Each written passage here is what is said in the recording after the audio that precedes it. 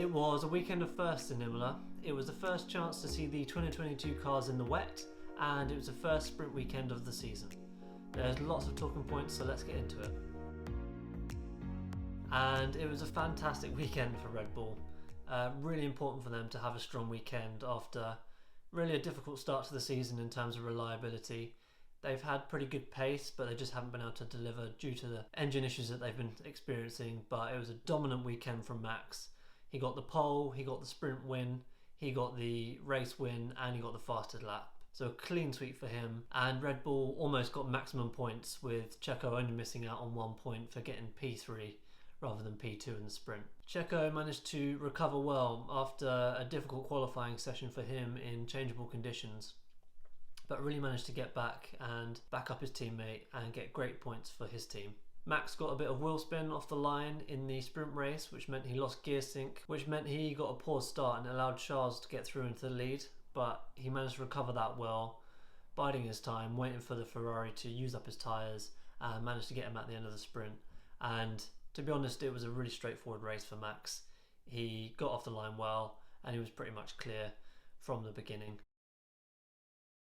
So in stark contrast to their rivals, Ferrari had a dismal weekend.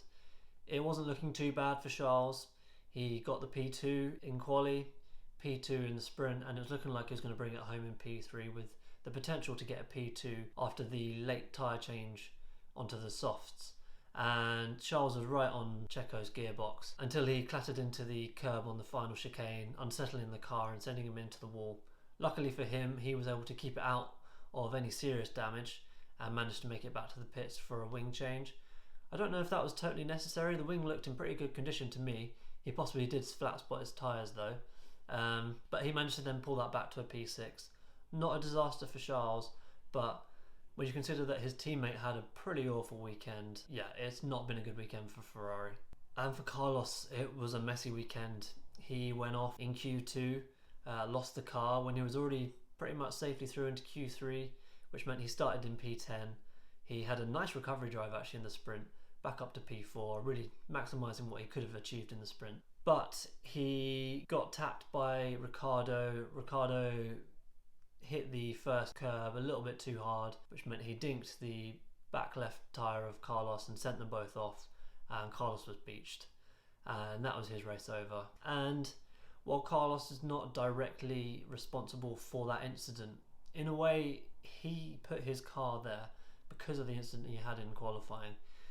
Carlos looked like he had the pace, potentially be his teammate, potentially for pole, and had he been clear and out of the way of the cars behind, he perhaps wouldn't have had that unfortunate incident at the start and could have got a good result for him. Ferrari are still leading both championships with Charles and in the constructors, but they've taken a big dent into their lead. And onto Mercedes. It was a great result in the race for George, P4, considering their weekend, but as a whole it's got to be considered a really poor weekend for Mercedes. Absolutely nowhere in qualifying, both cars not making it into Q3, nothing spectacular in the sprint race, and then in the race it was really contrasting days for George and Lewis. George with an excellent start up to P6, really making the most of the carnage at the first corner, and then managed to bring it into P4 in the end. He's been really consistent actually this season, bringing home really solid results. The same can't be said for his teammate. Lewis in the race got stuck in a DRS train. I mean, the DRS wasn't enabled for a lot of the race, but he was just stuck in a train of cars, not able to overtake. And considering the conditions off the racing line, it was still damp, and when they're on the slick tyres, you can't be going in deep, braking hard into that first corner. Lewis clearly with a faster car than the cars in front of him, but just not able, with the Mercedes not having a straight line speed advantage, and considering the conditions, able to get that overtake, which meant it was an extremely frustrating afternoon for Lewis.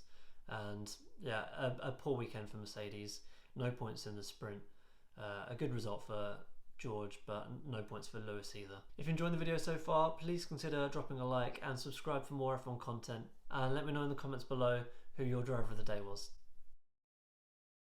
And then we had some standout performances in Imola, particularly with Norris and Valtteri Bottas. McLaren had a solid weekend. double points scoring in the sprint race, and Norris bringing home a podium. Ricciardo, a bit unlucky. I mean, it was his mistake in the first corner, but after, I think he picked up a little bit of damage, and after that incident he really didn't have any pace and just was completely out of position as he dropped to the back of the field. But it is actually a positive weekend for McLaren. They were comfortably the third quickest team, and they really are in that fight with Mercedes for third in the Constructors' Championship, and they got a good haul of points over Mercedes this weekend. And Bottas as well, I mean, just a solid weekend for him, qualifying in 8th, in the sprint finishing 7th, and in the race P5. That was a great weekend for Valtteri. Valtteri's been super consistent as well, and it was really interesting to see him closing down on George at the end. Of course, every F1 fan remembers that crash between George and Valtteri last year. It was a massive talking point, and yeah, the commentators were definitely building that one up. But unfortunately, just like we saw with a lot of other drivers, Valtteri not able to make that pass down into turn 1 with the damp inside line. And it was the first sprint of the season, and I do want to comment on the sprint races. I'm still not 100% sold on them. I'm not a purist. I don't think that we should keep F1 exactly the same as it is or has been.